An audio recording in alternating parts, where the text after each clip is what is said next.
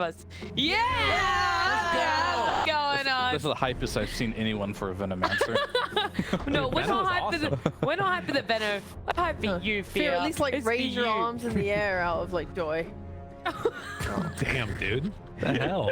His eyes He saw Veno, Lifesteal. He's like, this is boring. What are these heroes? Like, come on. So I love Warlock, these heroes, actually. This is my style. Well, Lyrical, how much are you liking the Venom? Did you see it coming out? Did you pop off for Fear as well? 10 seconds I didn't remaining. pop off fully for him, but I did see it coming. As soon as it was there, I was like, yeah, let's go 5 Venom. I mean, I seconds wanted to say remaining. Darkseer, but Darkseer's terrible against Ursa. That's just because I always love Darkseer. But Veno, that's my other disgusting hero that you just gale people and then you know, walk around in circles. Oh, it's so good. Do you have a little bit more faith in T1 at this time of gods? Do you think they have a fighting chance? Yeah, I think Carl needs to have a good game. He's struggled this tour, so I want to see him really like step it up. I think for T1 to have a chance, not just this game, but the entire series, the rest of this tour, Carl needs to improve because he's been kind of poor in the mid lane. So I want to see what he does. Okay. Well, Fear, are you going to be all in T1? You kind of predicted most of their drafts, so surely. I mean, they got a good draft, I think. If they can't win on this draft, they just can't win. Ever. Ever. Oh, that's you really are mode despair. Dang, that was. Oh, no. I thought that was gonna be like a little bit of a. But you know, maybe another game, maybe series they learn from it. But no, ever. All right, Sheep, quickly. The absolute unbelievable levels of hype coming out from Fear have convinced me that this Veno is unstoppable in Dota 2 right now. No, it's not taking this game to mark my words on Fear's predictions as we jump into it. Thank you so much. Just never a more confident panel, which can only set us up for failure. Oh,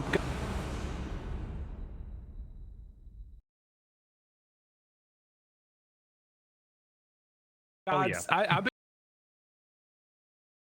been I believe in Veno, but which Veno? The other side, we've got a Tim's Rubik. This has become Venomancer himself.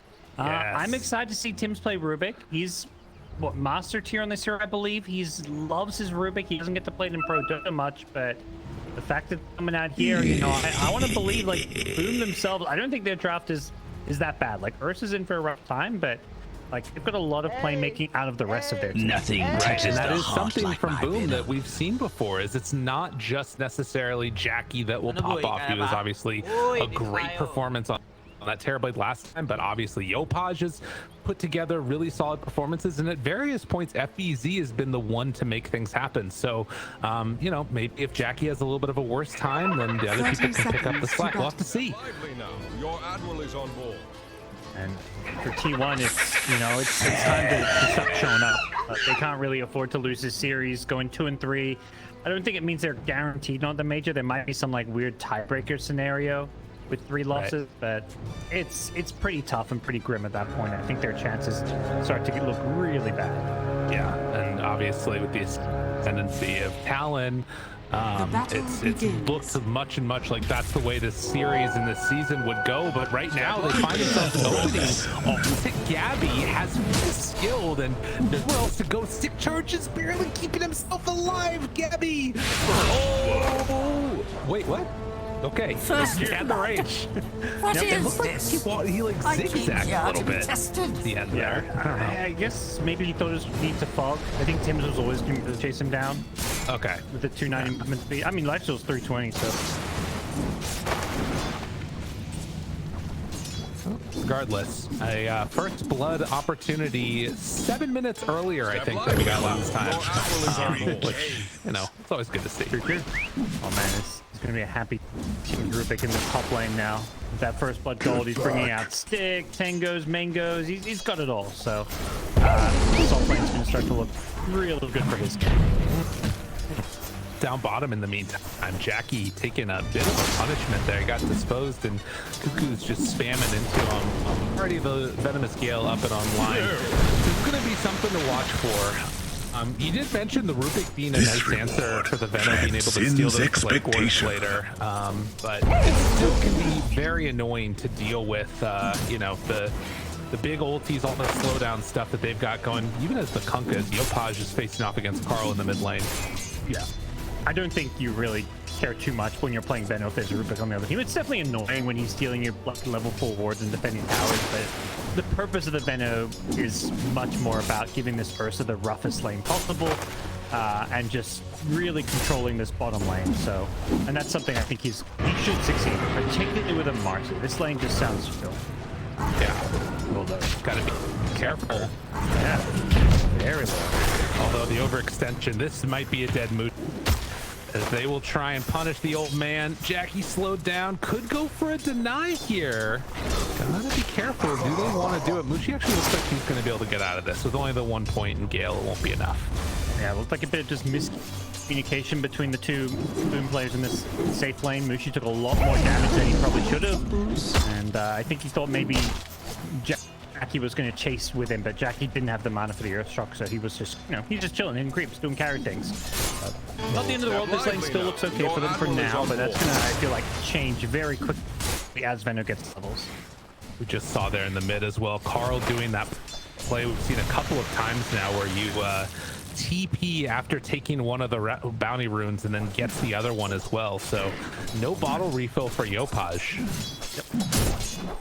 At least it looks like Yopaj is fine with that. He buys some extra tangos for himself just to help with the sustain, but he may be just telling his supports like, I'm going to need a 4-minute rune. You miss a 2-minute water rune, there's also 3-minute bounty runes. Like, there's so many options for a hero like Funka who can push out the lane. When he's grabbing a bounty rune isn't that inconvenient. Right. Also has the XTP home if things get really dicey. So stuff to watch for there. And at least at the early going, you can see that lane-wise, the Lifestealer is sort of... Actually, it's really just the Mars that's sort of top of the CS in terms of these side lanes, being able to put some good pressure there onto Gabby. 18-3. Yeah, I think not. Easy Mars is coming back. Mars is a hero. It just feels like, we can get some small nerfs, and there'll be other heroes that come into favor in the off lane, but then suddenly teams are like, wait a second, let's go back to playing Mars. This hero's still good. Like, he still does everything he used to do, maybe slightly weaker on some of his spells, but you've got a guy like FBZ who's just so good in this hero, and a team like Boom who's so good at playing around these team fighting off laners. They're going to find a lot of success here. Jackie, jump away, but 2 points up in Gale. Maybe going to go for a deny here on Mushi. Does he get it? Radiant's middle tower is under attack. Just gets brought down. Yeah, it looked like he decided not to deny, and he had double ring to regen plus the health, so maybe he thought he could regen through it and just miscalculated. Then it did have 2 points in Gale with pretty big, the damage tick triples from level 1 to level 2, so maybe he just didn't realize it was level 2 Gale. Yeah. Well, that is a nice build down bottom, what you would anticipate from this type of a lane. And now Mushi trying to go on to Zephyr. Does have to dispose ready. Cuckoo down low as well. And it looks like they're going to not go for any more here. Not the worst bottom lane so far. Like, Ursa did get forced into this kind of unorthodox build, but usually when Jackie plays this, Ursa goes Battle Fury anyway, so rushing the Ring of Health to go with the Ring of Regen, not most suboptimal build. But this lane's going to get much trickier. Like, level 4 Venom now, so 2 points in the Poison Sting and the Gale. This is where I feel like this lane starts to get really unplayable. Unless you can, like, get someone like Rubik.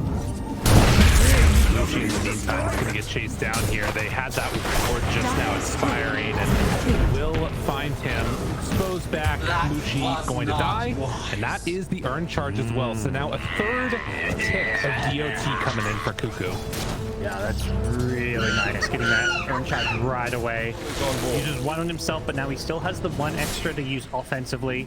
He's going to make sure that he uses it and gets a kill so we can get another double charge going. This Ursa may just be forced into the jungle pretty early on here. Or we're going to have to see some kind of rotation. That's the one thing, the weakness of the Venom offlane is always the rotation potential.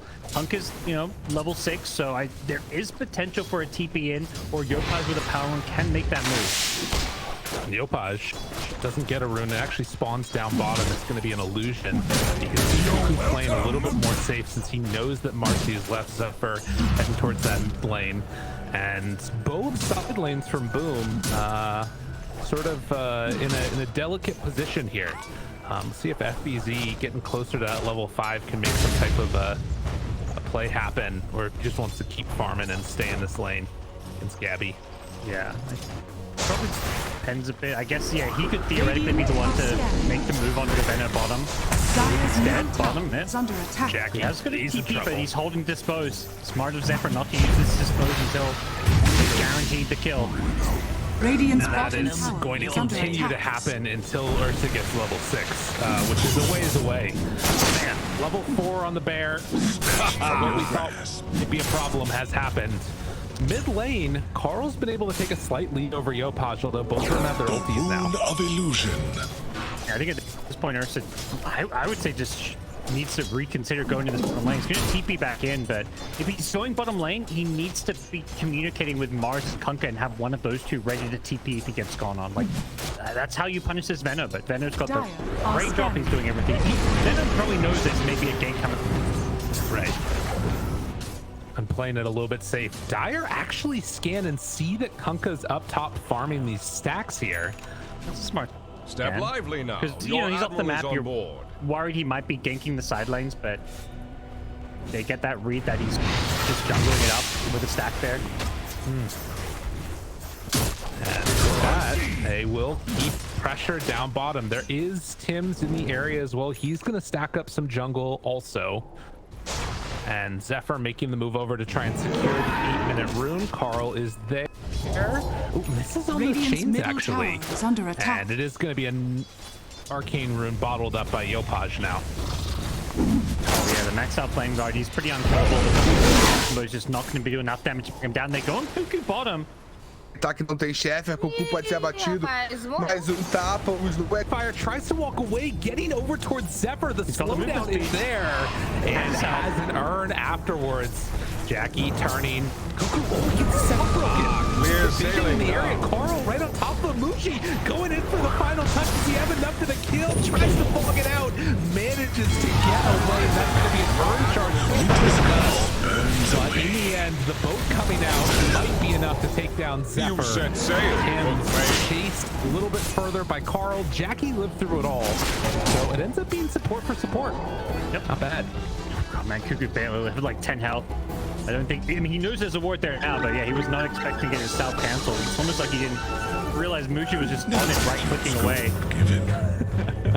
Nice play there to steal the bounty room. Yeah. Does have Remnant and not quite enough mana to get out to it, but yeah, he's gonna be cool. Back to mid lane he goes. He might get a bottle refill here. Nice. Just in time for the Zephyr TP, and yeah, Cole's in a really good position to have a very active game here. Cuckoo's staying alive with bottom lane mid. He's got to finish his treads. He's leveling up the plates now. They're not just going all in, and they're finding kills in mid. Dive on Tim's. Easy snipe there. There's just so much activity available to T1 when you've got this Marcy plus Amber who both had this good start. Completely different draft game. Next in place.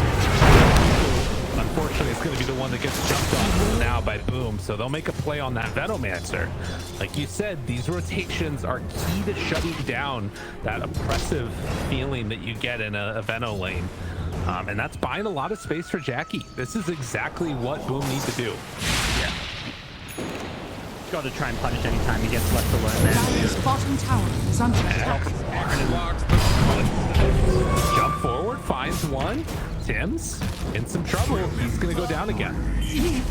All of that just they don't want Carl getting these runes, and you know Kunkka does end up getting the invis rune, but he's just going to use that to refill his ball and keep on farming. Carl now 3-0 with another kill to his name. Level 9 as well. Just feeling like a really good game. There's just not many things to Radiant's middle threaten him, tower is at under least not at attack. this stage. Not maybe until Mars gets a blink dagger for that initiation. Look at this too. I mean, feeling that Dire's confidence, structures he's are going to stay in this mid lane and keep the Radiant catapult alive. structures are So with fortified. this 10-minute mark, they're actually getting some pretty good pressure onto this tower here. Radiant's Actually middle find tower Mushi is on the under back attack. lines.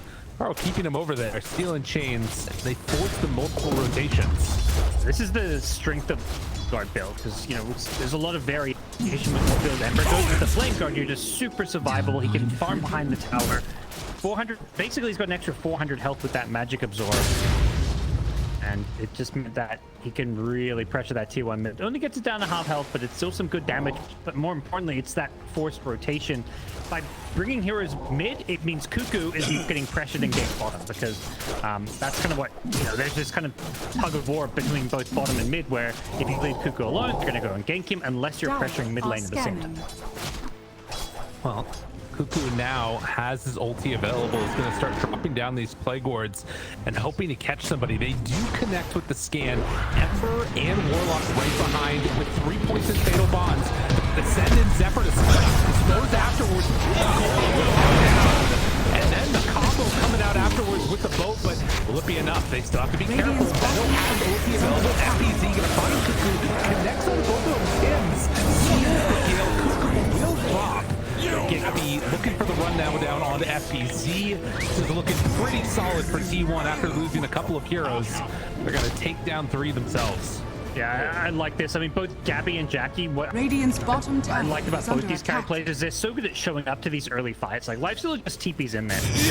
Yeah, he's a level 9 Lifestealer. He only has phase boots, but he just sees this big fight going down and knows that bottom lane's a good place for him to be anyways. Like, he can take over the farm, he can pressure the tier 1 tower, Dire's top tower use is the under enemy attack. jungle.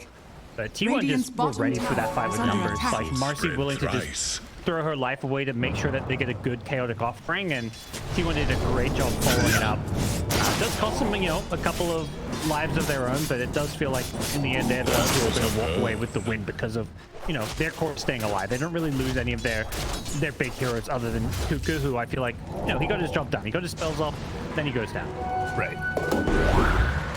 My favorite part about playing Veno, just running, whatever. I got my ulti off, who cares? Man, there's a lot of Dire's stacks, by top the tower way. is T1 under is farming it up.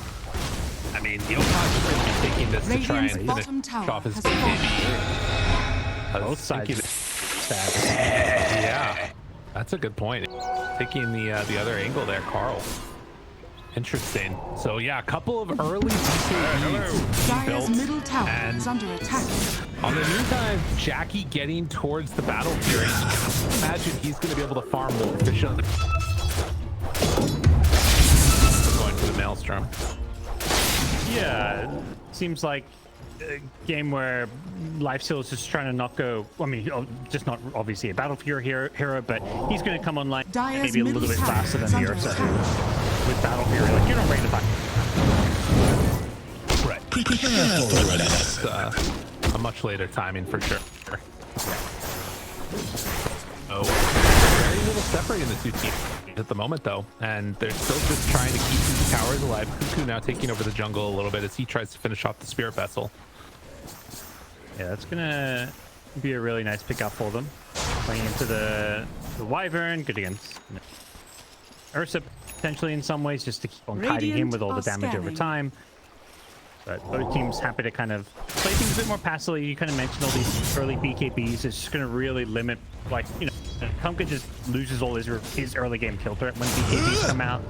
And similarly, T1, like Ember and Veno just can't do quite as much is under attack. But both teams at the same time, they both have good carries. Like, if you go to these late game, these carries aren't afraid of BKBs. Ursa, Lifestealer can do all the sustained damage through them. Come T1. They find one. Jackie afterwards has Enrage, ready to go. Chase for him.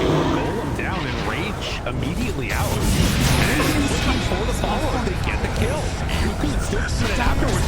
Fatal bomb. SUV shows up. Zephyr gets saved by the attempt at the last second. The follow-up. Yopaj gets a double kill. Oh, he's feeling himself a little bit there as they take down the carry. So 2 for 3 again. Another slight favor for T1. Yopaj salvaging that. Yeah. Ember having a DD just meant they could just keep on kind of doing this sustained damage. That Sleight of Fist just ripping through them. But luckily they do end up killing the Lifestealer towards the end of the fight. Yopaj and FBZ with a great arena coming out from his Mars to kind of lock everyone in place. Here's the replay of it, yeah. Getting very close, and as you mentioned, that DD allowing them to get that kill on the Jackie. Dire are scanning. So much damage. You know, it felt maybe a little early to use the rock. It was basically to pick out the Enrage. Like, Ember didn't want to use Searing Chains when he has Enrage there, but I think it maybe would have gone a bit better if one was a little bit more patient there. Well, I'll have to see if he makes that happen in the next couple of fights that we're going to be seeing. Likely for T1, you wait around that rock timing and maybe some other stuff can happen with Ember sort of poking and prodding. But on the other side, boom, they finished the Battle Fury. So Jackie ready to start accelerating his farm, clearing through these camps as quick as possible. And we'll see if they decide to go for a Roche on the earlier side, but they're keeping a Plague Ward in there just to keep eyes on it. Very even game too, and like Ursa's got himself a game despite the rough lane against the Venomancer, but at the same time I feel like Lifesteal is not just keep up and farm, he's ahead, and like Lifestealer has ways to play into the Ursa. The evasion talent plus going for the halberd, which is, you know, the typical that you see on Lifestealer against Ursa, means like Ursa at some point is going to have to maybe itemize into an MKB. He's going to need a BKB so he doesn't get halberded. It's a very annoying hero to play into, but it's not easy to build into that MKB, particularly with the Battle Fury. Like, you don't want to go all in on. You need some defensive kind of utility items on Ursa, not just damage. Right. Yeah, he needs that for sure. We do see now with the Blink Dagger ready on Ember. FTZ. They gotta be careful though. They don't know about the rest of these heroes. Mushi found right at the start. Yopaj gonna be slowed down by the guild. Gappy moves in. Winter's first still ready, looking for an opening, but it's not there. And Tim just has to get the hell out of there. That was the BKB used for the Ember, as FTZ is gonna TP out afterwards. Oh, he's rotated now back to the mid lane. Once Jack here, oh man, Arena down, well played. And I don't think that the rest of the team can chase this. Big kill. FBZ. What a fight. I don't know how Carmack picked up that rune right in front of the Ursa there, but either way, meant that he got speared onto it. It was almost like a little bait from FBZ to give him the rune, but line up the perfect spear. Going mid. No BKB, use it top. Be careful. They have the Spirit Vessel separate. The turnaround, the boat is there though. That stops the action. Although Yopaj is still burning down. I think he still dies to this. Getting very low as the run buff is gonna wear off. No, not enough. Not enough. Run buff lasted long enough. Yeah. He was gonna get down to, I mean, he used bottle charge. He would have been on like 1 health there after the run buff ended, but luckily no poison lingered long enough, and Radiant's T1 middle will use tower is this under attack. moment of reprieve to take this mid T1 tower, but Radiant's very middle good tower has boom fallen. there, getting out after getting the kill on the Ember. They do have to go to the mid T1 tower, but that's just the cost of using some of their key spells. Alright, wow, Cuckoo's underneath. They get the ward. Cuckoo goes to Gale, and immediately will be brought down afterwards. Good spear, FBZ. He's stepping up in this game. He is looking very good on this Mars.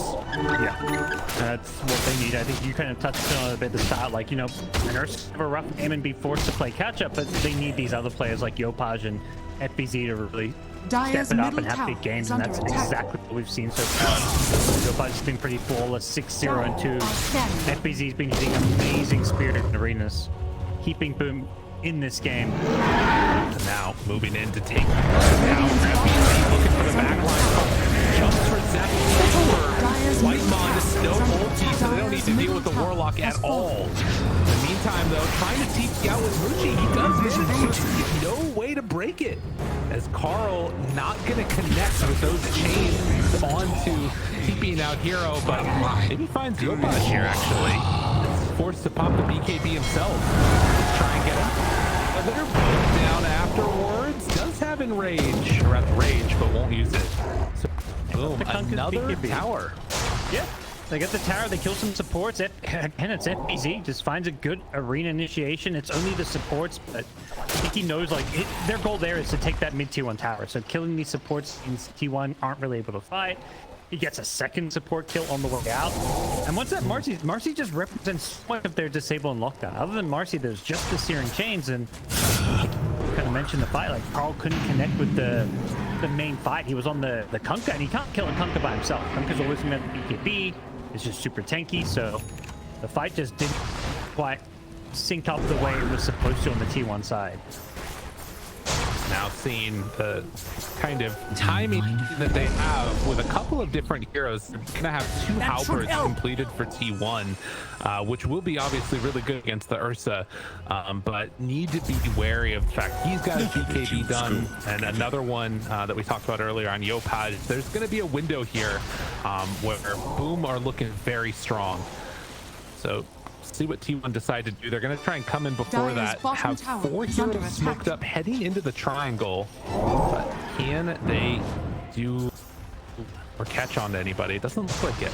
Jackie's hiding away. That was kind of you. Well, and if you do manage to find him, he's always got that BKB. Aethelon's Mars is just, you know, Marcy's their only stuff. Ember's control, but it's control you can always BKB off, so I don't think you have the ability to burst people during just like Marcy's, but at least not these cores. Support, sure. And Mushi is going to get killed there. So, forcing him back. Not bad. And I think realistically, the supports are your top targets. Like, on the Radiant side are all 2k plus health, 2 of them have BKBs. Radiant's top FBZ tower halfway is to under 1. attack. So you've got to deal with these supports because stuff like Winter's Curse and the Rubik with Radiant intelligence structures his are spell steal, what could win doing these team fights. So as much as possible, Ember, Marcy, these heroes want to just make sure that you deal with Dire's this bottom Wyvern. tower is under attack. Wyvern's the Radiant's key top hero. tower It's going to is be under TPing out attack. to the 2-2 Radiant's tower top while the tower rest has fallen. of the 4 get Dire's together on structures are Boom, fortified. looking to take a fight. Gabby to be their target. They jump right onto him. Marcy's there, Cuckoo as well. All scouted there is precision here from T1, and they're looking to back away from this fight. And it looks like with that, retreat back to farm. Yep. Does seem like they're happy just to, you know, kind of play that slide economy again. As long as you can see what the enemy are and know where you can farm safe on the map, and you want to keep them for the kill. They've got to say you do not want to give them an easy free version.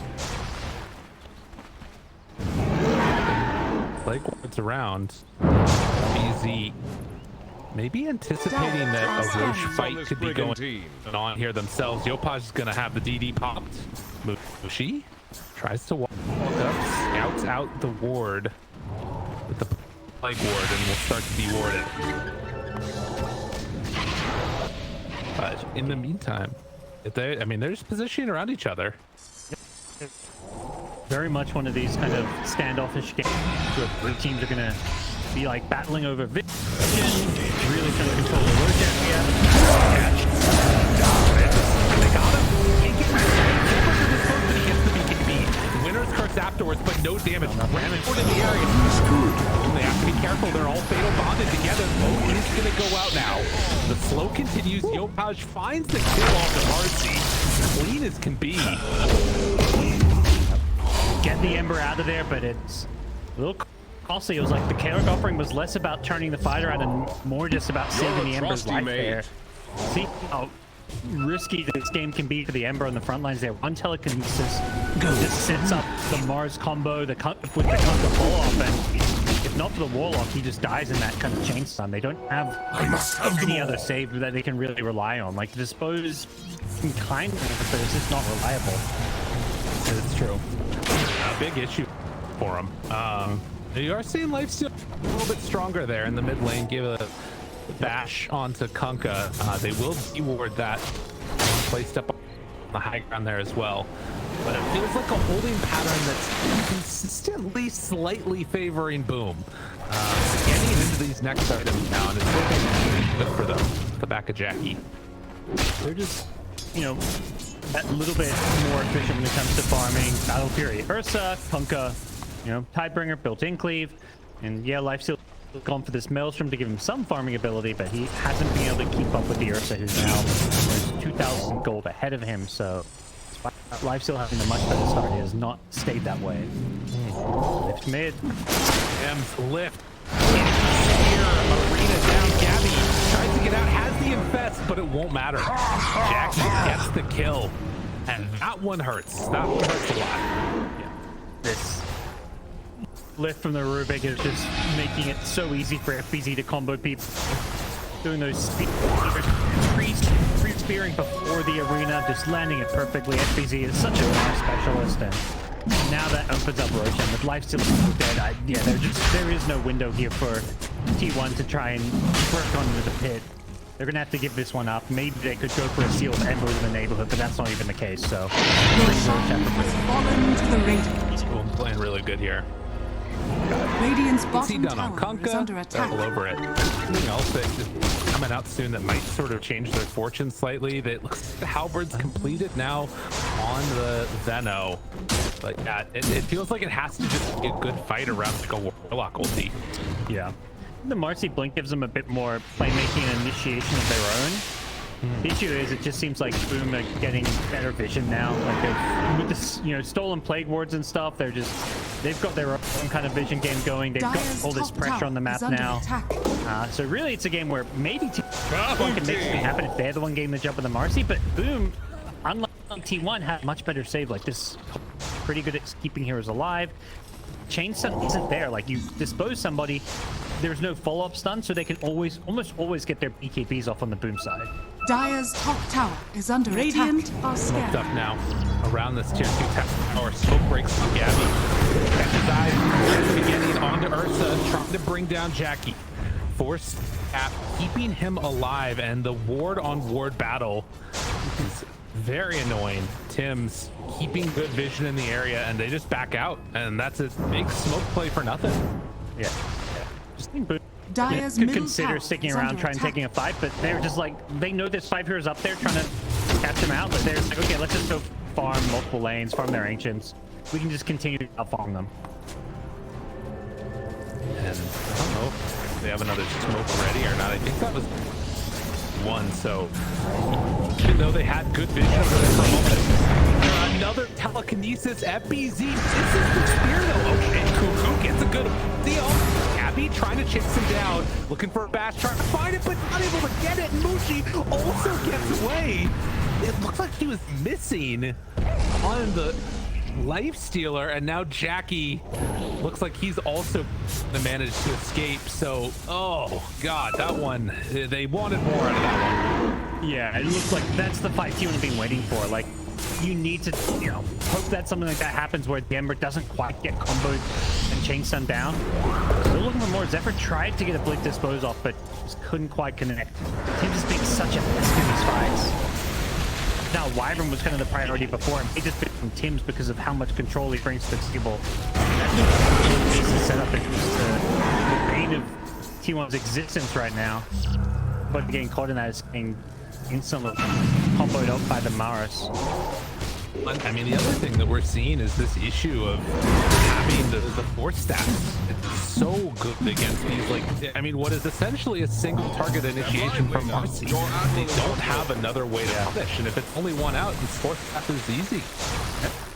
So true. Of course, they've got multiple of them. Like, usually you're the ones buying force staff against Ursa. It's the same lifesteal though. If you can kite him with these force staffs and save your teammates, is under attack. lifesteal is not good at finishing off these heroes. It's very much like he wants this long drawn-out fight. It's kind of where lifesteal shines, but you still need to do some Radiant damage, even if it's structures are slowly over fortified. time. But you're not doing that when Dire's heroes are structures are force staffing fortified. away from your rage, and then you can't keep Radiant's fighting when bottom rage is on tower is cooldown under attack. because of the control on Boom's side. Dire's top tower is under attack. At the very least, for the side of T1, they will trade off towers. Tier 2 tower, down Radiant's bottom taken, tower has fallen. as well as the top.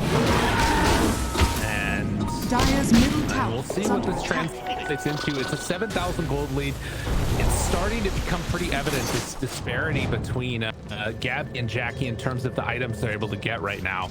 And this next one with the Monkey King bar will be very, very hard to deal with. Yeah, it's kind of at that point where he's got enough utility with the Basher, Radiant's the bottom survivability tower is BKB, under where he can attack. now actually get an MKB. And it's kind of the time where you want to get. You see Lifesteal level 19, you know that evasion talent's coming out, so he's almost like preemptively getting MKB just to deal with that evasion talent. Right. Tried to jump there, but wasn't able to dispose afterwards. So far, very clean stuff from Boom. Likely gonna wait for that next Aegis, I would imagine, and that's one where it starts to become even better for Ursa. You can get that shard off of it for free. Yeah, definitely a good chance. I mean, T1 aren't just gonna let it go down without a fight. I think last time it was, there was a pick off on the Lifestealer, which led to a free Roshan, but right.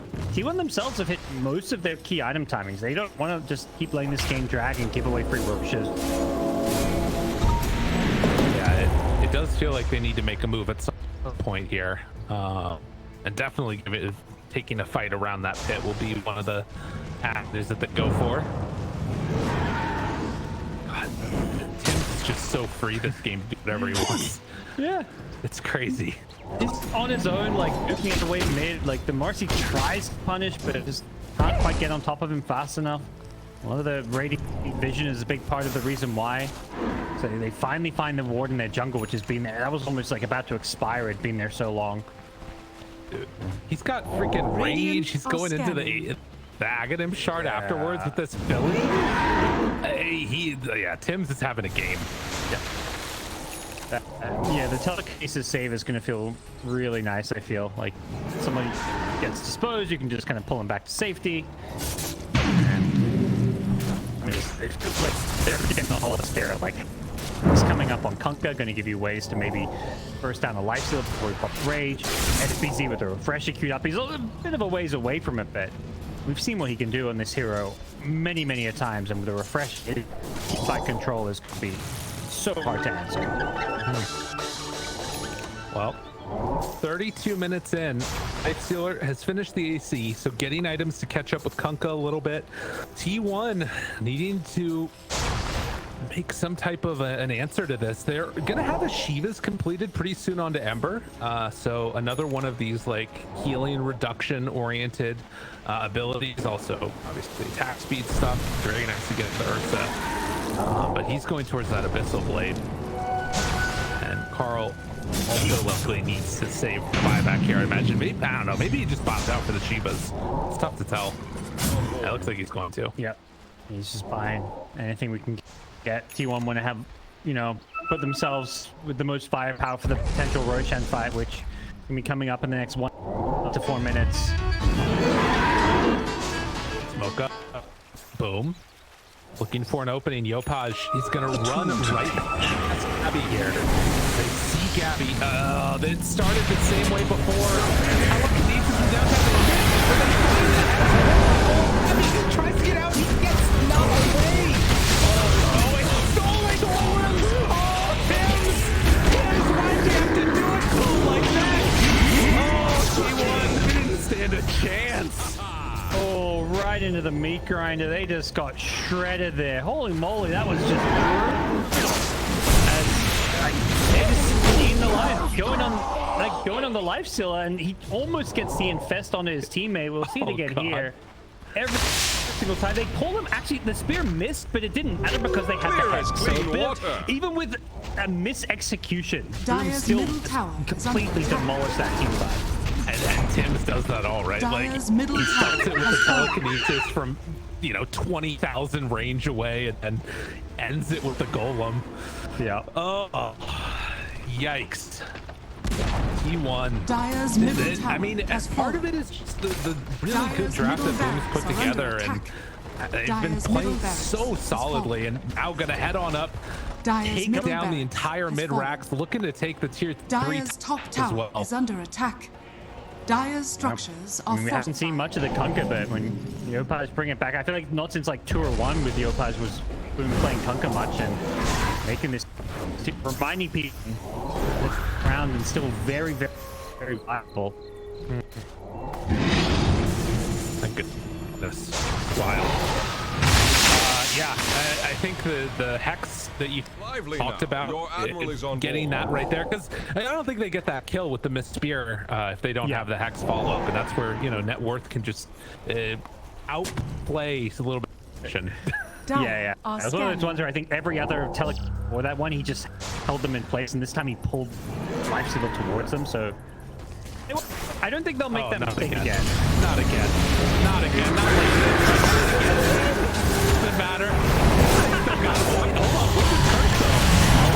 I think they're all Gabby's still just dropping. Golem in trouble. The golem is coming. Come at the bottom. T1. They all dropped. Stealing every ultimate in the game pretty much right now. As far again, they did lose the Ursa. Step lively now. It Your is admiral a is on small board. price to pay. Yopaj Gold dead? from my chest. He's dying. Yopaj ends up dying to the Venom. Okay. That's something. Who's Yopaz? They also, I mean, they lost their mid and their carry. Somehow that ended up okay-ish for T1. I mean, it's still a 4 for 2 with only Ember surviving, but you know they'll take it. Jeez.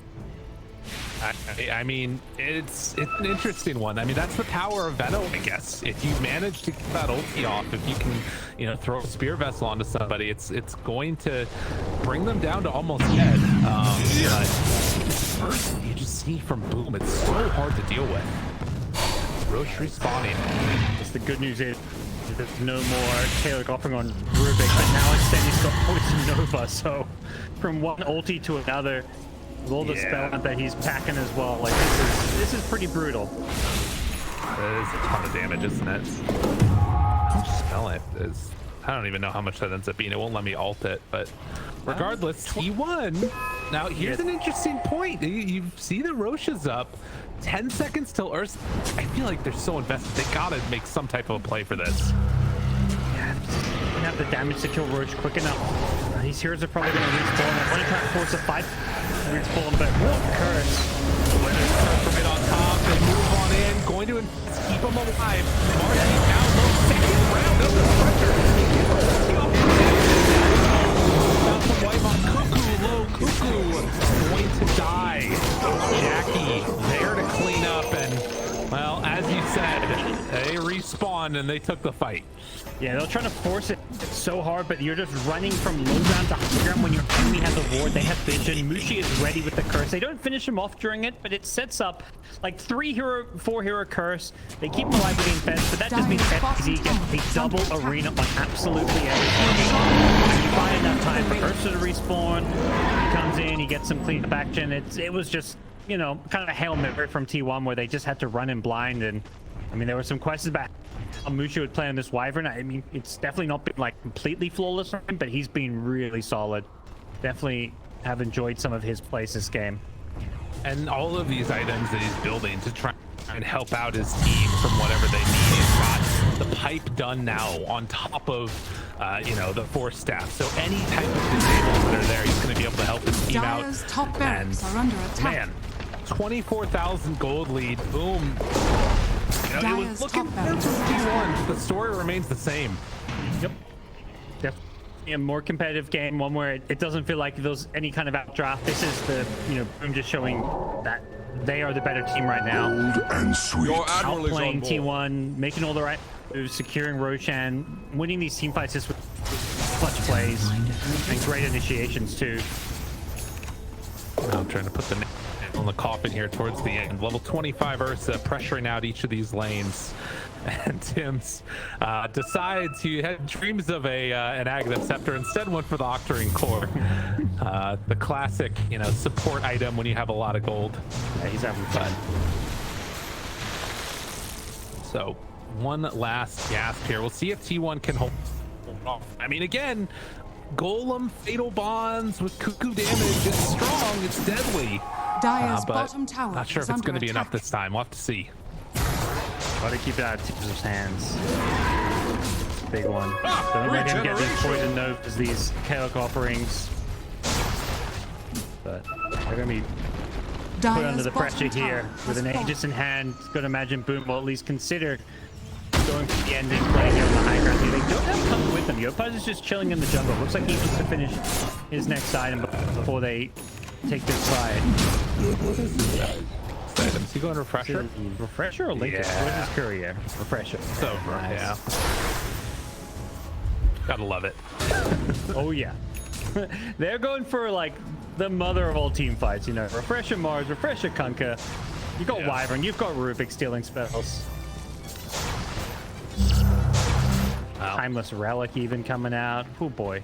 Yeah, that's, I mean, Ags would be cool too, but this will work. Mushi scouts out. It's an arcane rune on that top side. Boom, ready to go. Scanning. Start building a little collection of Venno wards. And wait a minute. Jumps in, finds